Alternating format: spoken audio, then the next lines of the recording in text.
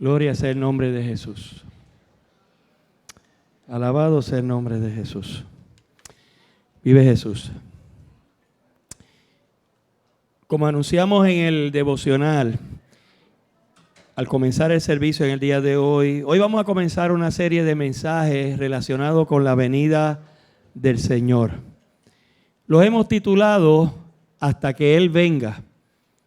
Y hemos tomado esa frase de lo que leemos cuando participamos en la cena, las instrucciones que dio el apóstol Pablo en 1 Corintios, a la iglesia de Corintio acerca cómo se ministraba, cómo se participaba en lo que conocemos como la Santa Cena. Y en un momento dado el apóstol dijo lo siguiente: así pues, todas las veces que comieres de este pan y bebieres de esta copa, la muerte del Señor anunciáis hasta que Él venga. Hasta que Él venga. El apóstol está diciendo, nosotros participamos de la cena, que es un preludio, un ensayo a lo que va a ser la gran fiesta de boda y cena de todos los creyentes delante de la presencia del Señor, con la promesa que Él va a venir por su pueblo. Y queremos nosotros, al hablar de la venida del Señor, queremos ver lo que dice la Escritura. Queremos ver lo que Dios dice. Queremos quitar el sensacionalismo. Queremos quitar a veces mala información que hay. Y no estamos juzgando las intenciones de las personas, pero en muchas ocasiones sobre la venida del Señor se escribe y se dicen muchas cosas, aún en círculos evangélicos, que no necesariamente son ciertas. Y queremos encontrar cómo esa enseñanza, ese hecho que Jesús enseñó sobre su venida, cómo debe afectar nuestras vidas con nosotros. Queremos ser como este hombre. Este retrato que ustedes ven aquí es Dietrich Bonhoeffer. Él fue un pastor luterano alemán que se opuso a cuando comenzó los nazis, Adolfo Hitler, en los 30. Mientras la iglesia luterana, que era la iglesia oficial de Lutero, ¿no? Alemania, donde nació la Reforma, era la iglesia oficial de Alemania, abrazó a Adolfo Hitler como si fuera un salvador. Hubo pocas voces que se levantaron en contra, y el día que Adolfo Hitler estaba siendo juramentado para ser la persona a cargo del gobierno, él dio un discurso por radio. Y de hecho, le cortaron el discurso y él habló acerca de quién era Adolfo Hitler, no el problema.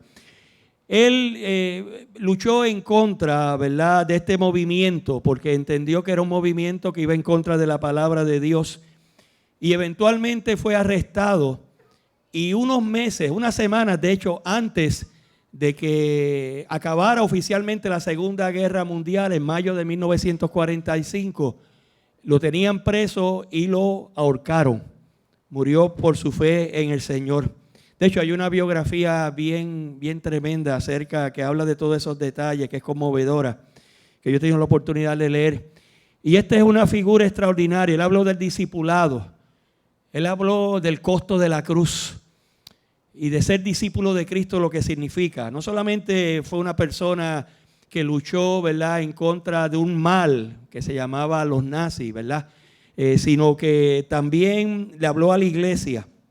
Y él escribía, y sus escritos los tenemos, aún en la cárcel escribía, los tenemos en el día de hoy. Y ese grupo de cristianos que él participaba creían, ¿verdad?, que ante la maldad de Adolfo Hitler y de su grupo de personas, pues que él era el anticristo. Y en muchas ocasiones cuando hablamos de la venida del Señor, pues nos topamos con muchas cosas que se dicen que realmente desvían la atención a lo que debe ser importante para nosotros los creyentes, lo que Cristo quiso que surtiera el efecto en nosotros acerca de su venida. En una ocasión le preguntaron a él, ¿por qué tú, ¿verdad?, te pones en peligro al hablar acerca del gobierno de Adolfo Hitler? Y le dijeron, mira, si Jesús viene en cualquier momento, puede venir en cualquier día. Y entonces tú vas a estar sufriendo por nada, viene Jesús, toma control de las cosas y echa para un lado Adolfo Hitler y toda la maldad. Y él contestó de la siguiente manera: si Jesús regresa mañana, entonces mañana yo voy a descansar de mi trabajo. Pero hoy tengo un trabajo que hacer. Debo continuar la lucha hasta que se termine. Y fíjense que es una actitud diferente a lo que yo me acuerdo en muchas ocasiones. Yo veo la actitud de muchas personas acerca de la venida del Señor. Cuando hablan de la venida del Señor es como un chiste. Desde este punto de vista, pues yo me meto en deudas que la pague el anticristo. Porque yo me voy a ir con el Señor y tengo las deudas, la pague. Yo me acuerdo cuando estudiamos en el colegio de Mayagüez, hubo un movimiento de Dios en esos años 70, en una, ¿verdad? Nos reuníamos en la biblioteca, había la expectativa, se decía de que Cristo venía, o sea, se hablaba acerca de eso. Y muchos, pues, como que no estudiaban. Pues, si el Señor está tan cerca de venir, ¿para qué voy a estudiar? Pues, quizás no tienen los mejores trabajos en el día de hoy porque no aprovecharon esa oportunidad de estudiar. Porque esa no es la actitud. Dios no nos llamó ahora porque estamos cerca de su venida, pues entonces que ahora yo sea un vago, que ahora yo no haga nada, que ahora yo me meta en deuda, que ahora yo sea un irresponsable. Sino que cuando uno lee las parábolas que habló Jesús, dice, tú tienes que estar trabajando, tú tienes que estar elaborando, ¿verdad? Y para Dietrich Bonhoeffer y para los creyentes, la venida del Señor, ¿verdad? Tienen una verdad central. Pero de aquel día y de la hora, dijo Jesucristo, nadie sabe, ni aun los ángeles que estén en el cielo, ni el Hijo, sino el Padre. Cuando alguien venga y te diga, no importa de dónde venga, del círculo evangélico, de esta iglesia, de la iglesia de la esquina, lo que sea, ya yo calculé, ya yo sé cuándo Cristo viene, ya yo sé el día, más o menos he calculado, tú no le puedes creer, porque la Escritura dice que la hora nadie la sabe, ni aun los ángeles que estén en el cielo, ni el Hijo, sino el Padre. Es el único que sabe cuándo va a venir al Señor. Por lo tanto, nosotros tenemos que ver cómo impacta esta noticia, ¿no? de la venida del Señor, esta enseñanza. No fue una enseñanza, como vamos a ver, momentánea, sino que el Señor puso mucho énfasis en este concepto. Y debemos nosotros, y aquí hay dos palabras bien importantes, debemos ser diligentes y debemos ser vigilantes. Diligente significa que yo voy a cumplir mi trabajo, que yo voy a cumplir la obra, yo voy a cumplir mis responsabilidades. Vigilante significa que yo estoy viendo que lo que estamos creyendo, mi familia, los míos, en mi iglesia, esté de acuerdo con la palabra del Señor. Y que Jesucristo enfatizó esto en las parábolas. Si tú te lees las parábolas, especialmente de su venida, enfatizó esto. Que los siervos, como él les llamaba, son responsables de vivir y trabajar como si el Señor pudiera venir en cualquier momento. Pudiera venir el Señor. Y que tenemos que tener, eso se le llama la inminencia. Es inminente la venida de nuestro Señor Jesucristo. Que debemos vivir vidas activas en el Señor, ¿verdad? Que debemos nosotros ver que aun cuando han pasado 2000 años, la promesa está ahí. Hay algunos que no tienen seguridad, ¿no? Ante estas palabras, son cristianos, pues yo no sé si va a venir. Y entonces empiezan a buscar otras interpretaciones. Quizás eso no va a ser literalmente, quizás eso es un símbolo. Y algunos creen pues la muerte. Bueno, si uno se muere, pues se va a encontrar con el Señor, ¿verdad? Si es creyente. Otros no lo creen simplemente, ¿verdad? Porque ha pasado tanto tiempo. Pero miren, si una cosa la Biblia habla, nuestro Señor Jesucristo, y la Biblia menciona, es acerca de la venida del Señor. Y es bien difícil poder imaginarse cómo puede haber confusión de algo que se escribe mucho en la Escritura. Hay un investigador bíblico, y esta data yo la tomé de él, Paul Litán, que documentó lo siguiente, ¿verdad? De la Escritura. Dice que hay 1845 referencias acerca de la segunda venida de Cristo solamente en el Antiguo Testamento. Y el Antiguo Testamento hablaba de la primera, la que vino hace 2000 años atrás. Pero él dice, hay 1845 referencias al respecto. Dice que de los 39 libros que tiene el Antiguo Testamento, 17 de ellos están escritos y se le da una atención especial. El tema es acerca de su venida, de los 39 libros que hay en el Antiguo Testamento. De los 260 capítulos, el Nuevo Testamento es más corto, como ustedes saben, tiene 260 capítulos, hay 318 referencias acerca del regreso de Cristo. Y si tú la fueras a dividir, ¿verdad?, equitativamente, cada 13 versículos que tú lees en el Nuevo Testamento vas a encontrar alguna referencia acerca de la venida del Señor. De los libros que hay, ¿verdad?, de los 27 libros que hay en el Nuevo Testamento, 23 de ellos, 23 del Nuevo Testamento hablan y se refieren a la segunda venida de Cristo. Y los 4 que no hablan acerca de ello, 3 de ellos son libros de un solo capítulo. Los libros de un solo capítulo es Filemón, Judas, ¿verdad? Y Tercera de Juan, que hablan de un solo capítulo. Y el único libro que no habla de la venida del Señor es el libro de Gálatas. Pero todos los demás libros hablan acerca de ello. Y es que hay una realidad, nuestro Señor Jesucristo viene. Y Pablo habla acerca de ello. Y fíjense en qué cosa más extraordinaria. En el hecho que sabemos que ocurrió, que fue profetizado, una virgen dará a luz a un hijo, ¿verdad? Tantas profecías que hay acerca de la primera venida del Señor, 2000 años atrás. Cada vez que se habla acerca de la primera venida, ¿verdad?, en 8 ocasiones habla acerca de la segunda. Quiere decir que la segunda venida de Cristo es un tema primordial de la Escritura. Y por lo tanto, cuando uno ve esta data, uno se encuentra y uno puede llegar a la conclusión que no debemos tener falta de información. Que si somos estudiosos de la Escritura y la tomamos en el espíritu correcto, podemos nosotros sacar las conclusiones. Y nosotros, el enemigo, en cierto sentido, en ocasiones nos desvía. A veces tú ves esos programas, personas con las gráficas, ¿verdad? Y no hay nada malo con tener gráficas, pero a veces, en vez de ver cómo eso es para mí y el vivir, nos volvemos como detectives privados. Queremos saber los detalles. ¿Quién es el anticristo? Pues mira, en el tiempo de Bonhoeffer creían que era Adolfo Hitler. Los italianos creían que era Benito Mussolini, que era el otro líder, ¿verdad? Ustedes saben el eje. El eje era Alemania, ¿verdad?, con Hitler, Mussolini en Italia y Japón, ¿verdad?, con Hirohito, que era el emperador en aquel momento, ¿verdad? Esa fue la Segunda Guerra Mundial que se peleó del año más o menos 36 al 45, ¿verdad?, en los diferentes lugares y escenarios. Pues mucha gente creían que era uno, que era otro. Y pasaba el tiempo. Y cuando vino el tiempo de la reforma de la Unión Soviética que se cayó, ustedes saben que vino Mikhail Gorbachev. Y porque tenía una cicatriz aquí encima, todo el mundo dijo, ese es el anticristo. Pues mira, pasó Gorbachev y no pasó nada. Él no era ningún anticristo. Porque empezamos a prestar atención a unos eventos y nos olvidamos que nosotros no somos llamados a eso. Nosotros somos llamados a vivir en la expectativa de la segunda venida del Señor.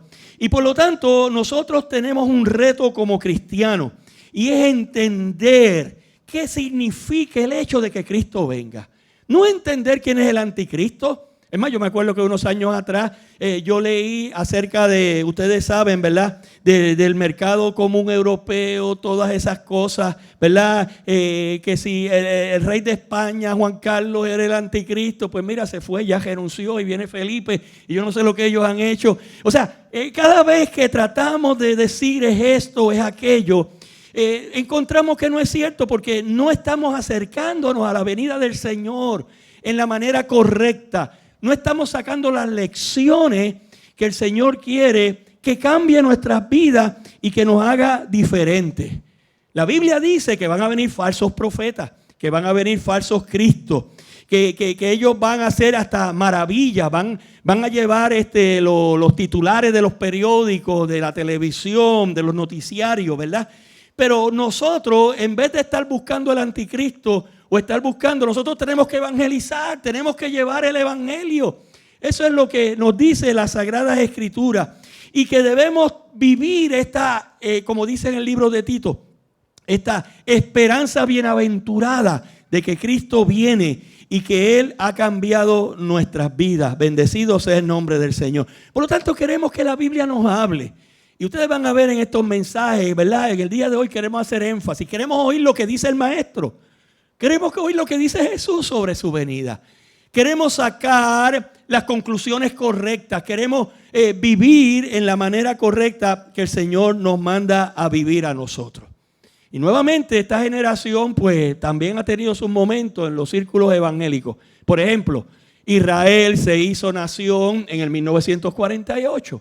Si tú tienes una interpretación literal de que eso va a suceder, pues imagínate, gran alegría. Una gente que fueron dispersa en el año 70 después de Cristo y por 1900 años no hubo nación de Israel, pero guardaron su identidad. Judíos, el judío siempre es judío, no importa donde lo pongan, ¿verdad? Es judío.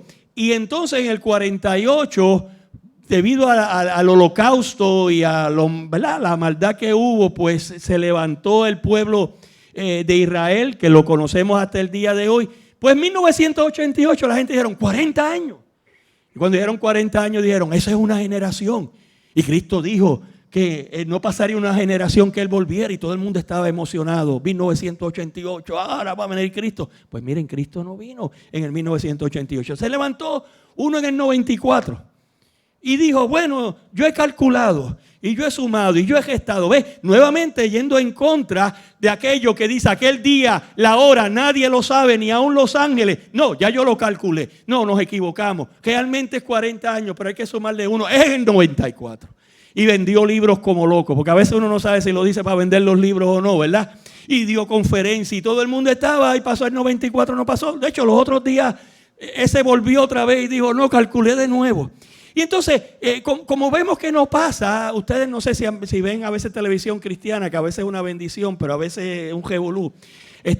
Ustedes ven que entonces las letras, hay gente que pone, como fue escrito el Antiguo Testamento en hebreo, especialmente el Antiguo Testamento, una numeración, que Dios habla por los números y que tú tienes que tener un doctorado en matemáticas. Y cuando tú te sientas ahí con computadora y esto quiso decir esto, pero no quiso decir esto, los números dicen otra cosa. Y entonces hay un montón de seguidores, un montón de gente. Hay gente que cree en Cristo, o sea, aman al Señor, pero en alguna forma Dios está jugando al esconder. Dios no quiere que lo entendamos. Hermano, ¿cómo podemos llegar a esa conclusión? Si Dios nos ama, si Dios envió a su Hijo Jesucristo, si Dios quiere que entendamos el plan de salvación, Dios quiere que seamos salvos. Ahora tengo que tener yo un doctorado en matemáticas para entender lo que Dios quiere decir. Pues esos son entretenimientos, esos son cosas que quitan la atención. Esas son cosas que no nos ayudan a nosotros en nuestra fe. Gloria a Dios, y nos entretenemos y buscando el anticristo, y aquí está el seminario, y aquí estamos reunidos todos los que sabemos de profecía y todas esas cosas. No, hermano, esto tiene que tener algo más práctico para nosotros, de que estar dependiendo de otros que tienen ciertas cualidades especiales de parte de Dios o que lo han estudiado para poder entender la palabra de Dios. Y claro, esto ha traído un montón de situaciones, ¿verdad? De escritura. Y a veces nosotros hemos perdido lo que dice el Señor. Y yo quiero saber lo que dice el Señor. Un tema que se habla tanto en la Escritura tiene que tener una aplicación en nuestras vidas. Ahora, ¿qué dice Jesucristo acerca del futuro? Bueno, Jesucristo habló del futuro bien a menudo y habló de cosas del futuro a menudo. Fíjate que cuando Él le ministraba a los apóstoles, a los discípulos, ¿no? En ese momento dado, Él tenía un propósito de hablar en el futuro y era alertarlos de ciertas situaciones. Por ejemplo, en este sermón, en el sermón profético de Mateo 24 y 25, ¿verdad? Parte de este sermón Él dice, porque se levantarán falsos cristos y falsos profetas y harán grandes señales y prodigios de tal manera que engañarán, si fuese posible, aún a los escogidos. Y mira lo que dice, ya os lo he dicho antes. En otras palabras, yo le estoy advirtiendo, yo le estoy diciendo de las cosas que pueden venir, ¿verdad? Al respecto. En el pasaje paralelo de Mateo, en Marcos, ¿no? que habla de este sermón, dice, mas vosotros mirad, os lo he dicho todo antes. Quiere decir que el Señor está anticipando. El Señor Él es omnisciente, Él sabe el plan de Dios. Y Él está diciendo, tengan cuidado. Este tipo de mala información, este tipo de engaño en ocasiones, a veces la gente son engañadas, realmente no es que tengan mala intención, y otras veces tienen la mala intención de sacar dinero. Porque la raíz de todos los males es el amor al dinero. Y la gente tiene eso, pues va a suceder. Es más, la Escritura dice que va a haber tanta maldad que esa maldad va a enfriar nuestros corazones. Tú no debes dejar que esa maldad enfríe tu corazón. Jesucristo dijo, ya yo os lo he dicho, van a haber falsos cristos. Ya yo te he anticipado estas cosas. Y por lo tanto el Señor procede a regañar, por decirlo así, ¿verdad? A los discípulos porque no saben de ese futuro, no le prestan atención, ¿verdad? Porque viven vida como pues, sin ver los tiempos. Mire, el Señor utilizó esta manera para expresar esta verdad. En un momento dado dice, mas él respondiendo le dijo, cuando anochece decís, buen tiempo porque el cielo tiene arreboles. Y por la mañana hoy habrá tempestad porque tiene arreboles el cielo nublado. Hipócrita, ¿qué sabéis distinguir el aspecto del cielo, mas las señales de los tiempos no podéis? Pues cuando tú te levantas por la mañana, allá en el cuarto de nosotros hay un tragaluz, me dijeron. ¿Sabes lo que es un tragaluz, verdad? Lo que está en el techo. Pues mira, ya uno sabe. Si tú en el verano estás ahí, es más, a veces uno quisiera que el tragaluz se tragara la luz, porque a veces quiere ponerle un tape, un pedazo de papel o algo.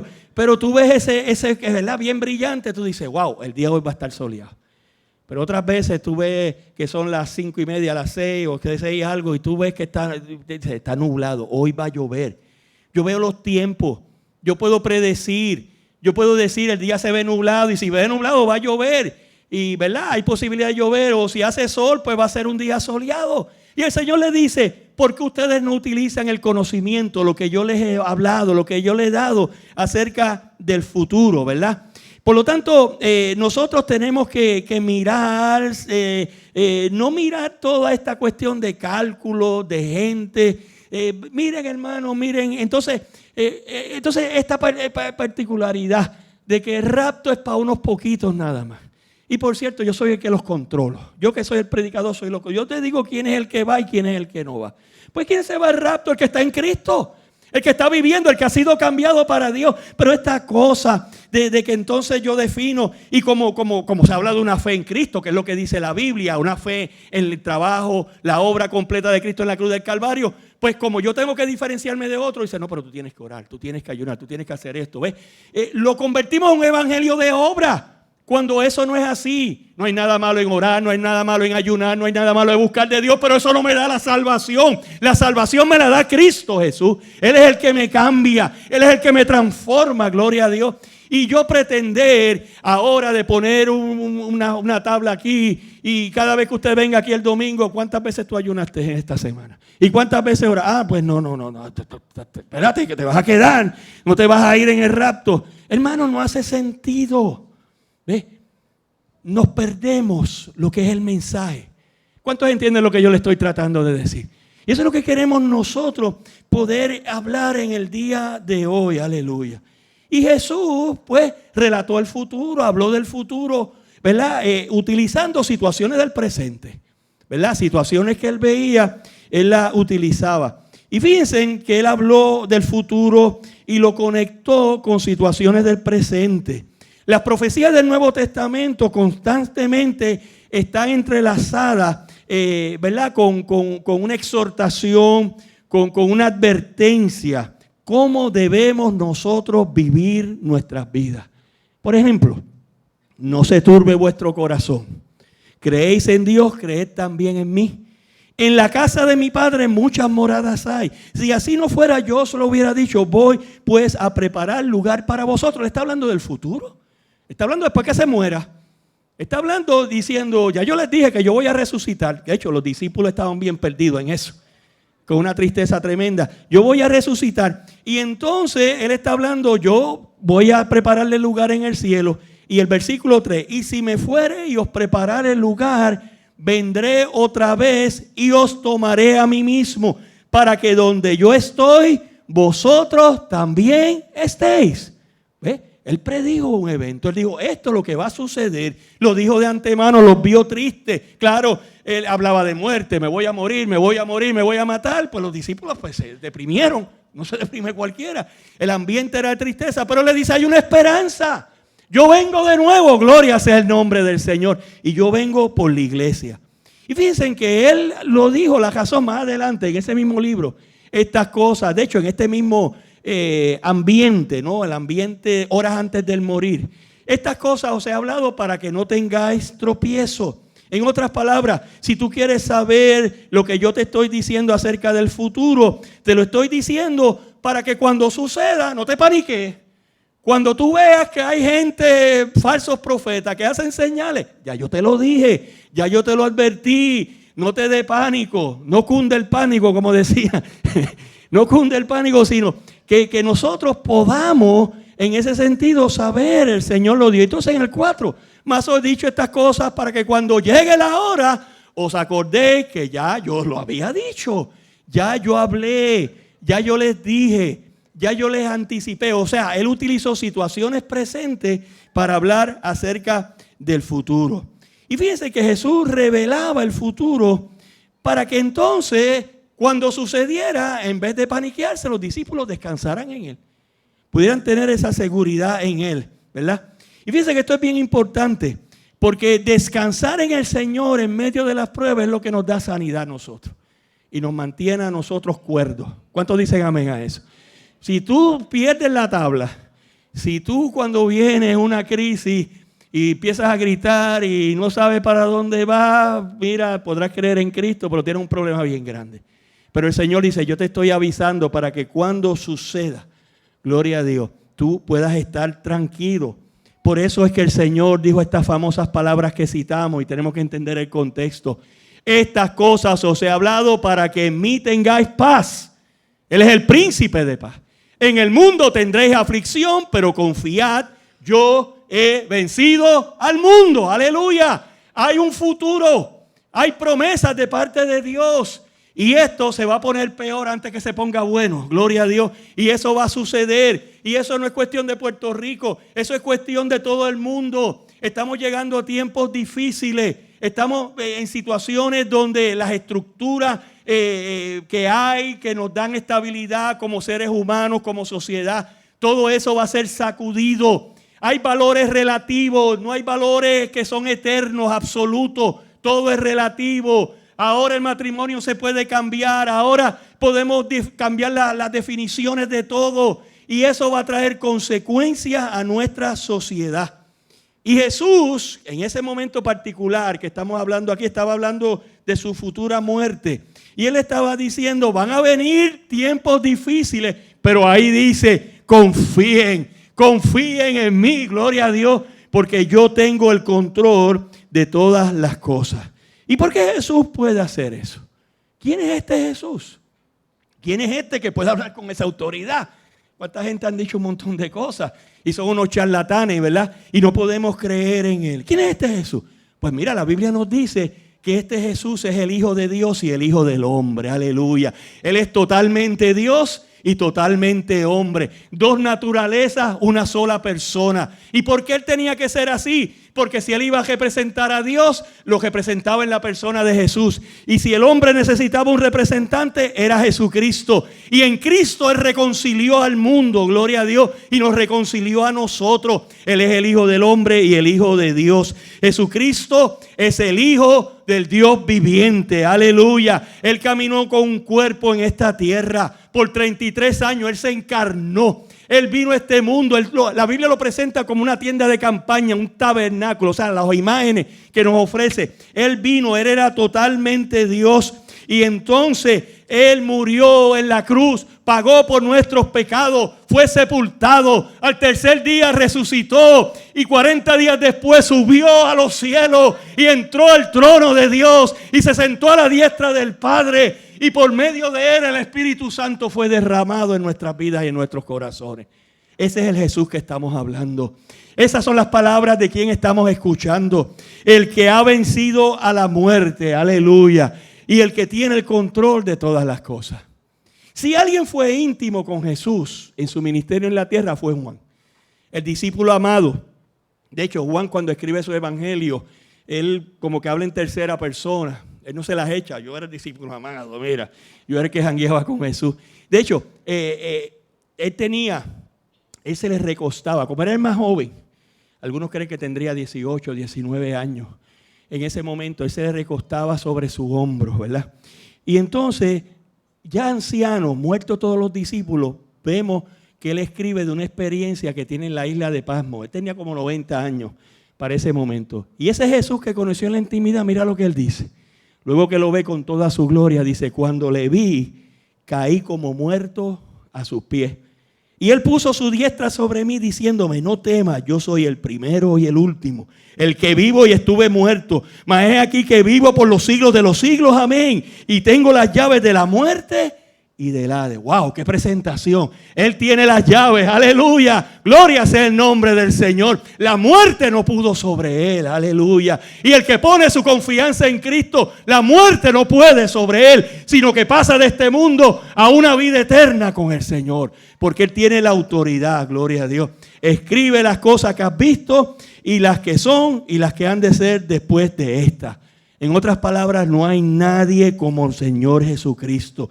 No hay nadie que haya vivido en esta tierra que tenga un control, un agarre de los eventos futuros. Gloria a Dios. Porque Jesucristo, el Señor Jesucristo es Dios. Él vive por lo siempre. Él habla, Él ha hablado, Él habla, continúa hablando en nuestras vidas. Gloria a Dios. Sus puntos de vista del presente y del futuro son los que yo quiero, aleluya, porque Él es el eterno, Él es el alfa y el omega, Él es el principio y el fin, Él es el primero y el último, Él es el Rey de reyes y Señor de señores, Él es el soberano que viene a gobernar sobre esta tierra, Él es nuestro Salvador, aleluya, nuestro Señor Jesucristo. Y por eso es que yo quiero prestarle atención. Y para lo que Él es importante, para mí debe ser importante. Para ti debe ser importante. Aleluya. Por lo tanto, nosotros escuchamos a Jesús. Queremos que Jesús nos hable, ¿verdad? Porque por lo que Él dijo, por lo que Él mostró ser. Y Jesús tiene la peculiaridad que en Él se cumple lo que es el verdadero profeta. Un profeta las pega siempre. Eso de que tú eres profeta y te dije algo, bueno, no sé, Dios, bueno, está bien. Pero mira, yo bateo 500. No, un profeta tiene que batear 1000. Todo lo que diga se tiene que cumplir.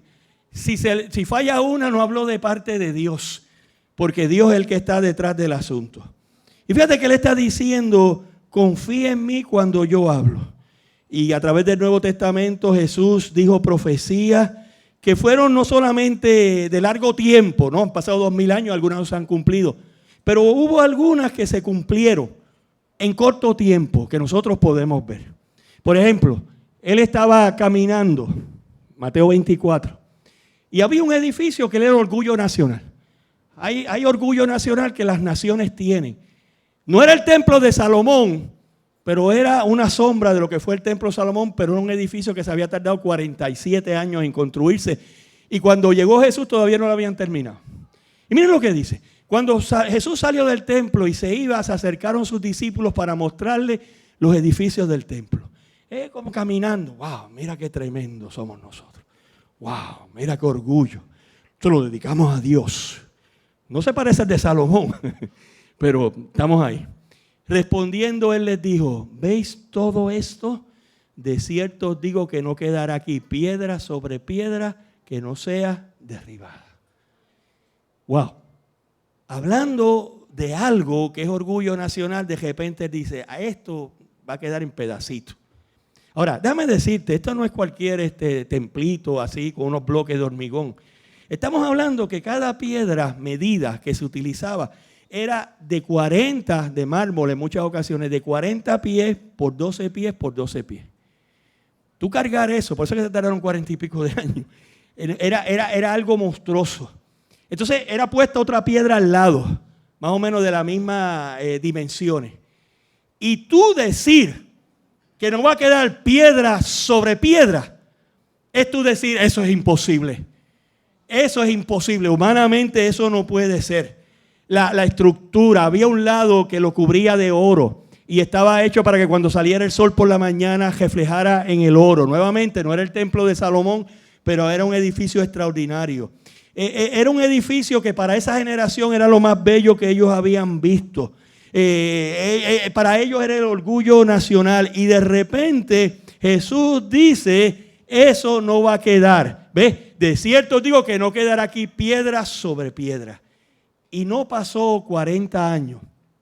Tito, el hijo del emperador, fue allí y estaba tan y tan molesto por la resistencia tan fanática en el sitio que hubo, ¿verdad? Que cuando entró dijo, esta gente no pueden volver aquí. Y literalmente pasó el trabajo de remover piedra sobre piedra. Lo hizo añicos, por decirlo así.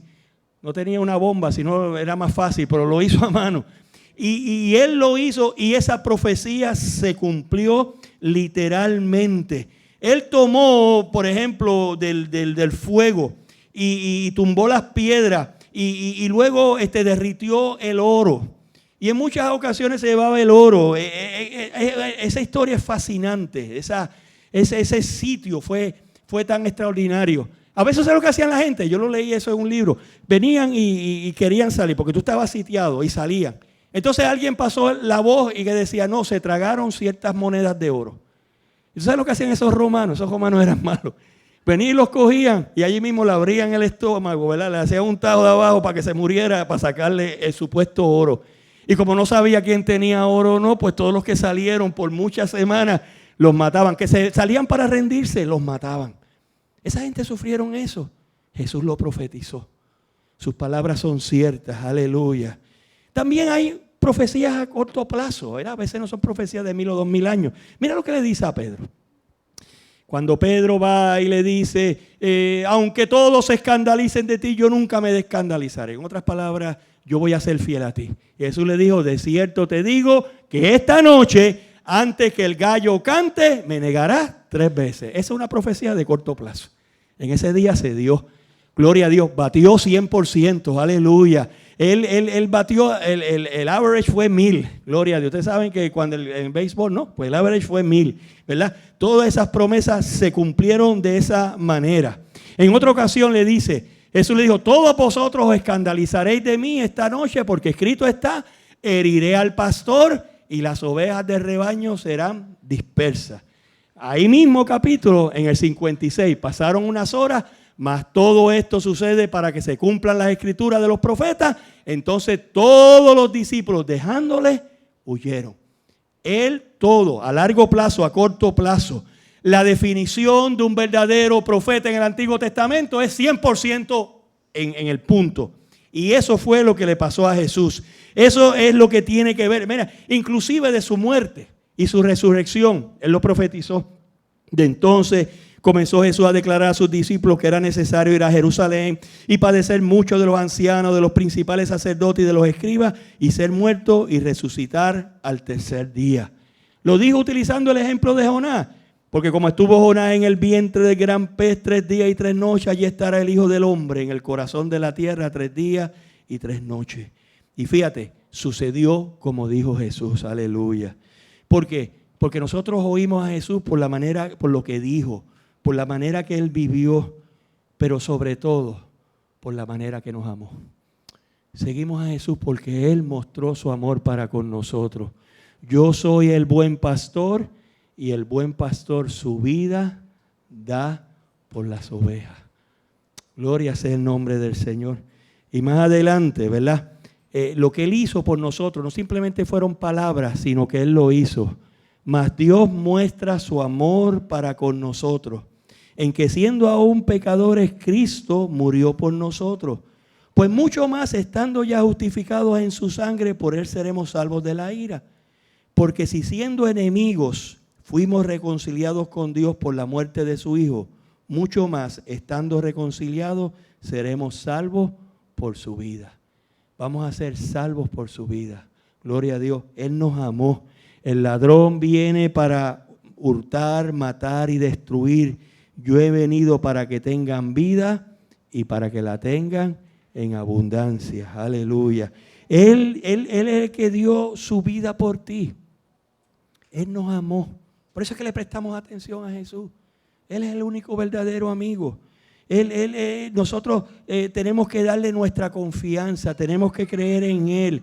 Nosotros tenemos que venir delante de Él para que perdone nuestros pecados, pero sobre todo para que nos dé un futuro, no un futuro de condenación, no un futuro que tú vas a tener que compadecer en el juicio final si no tienes a Cristo delante de Dios y se van a abrir los libros de las obras y el que quiere entrar por obra no va a poder entrar, y el libro de la vida, y si tu nombre no está escrito en la vida, el libro de la vida no puede entrar, solamente Jesús puede escribir ese nombre.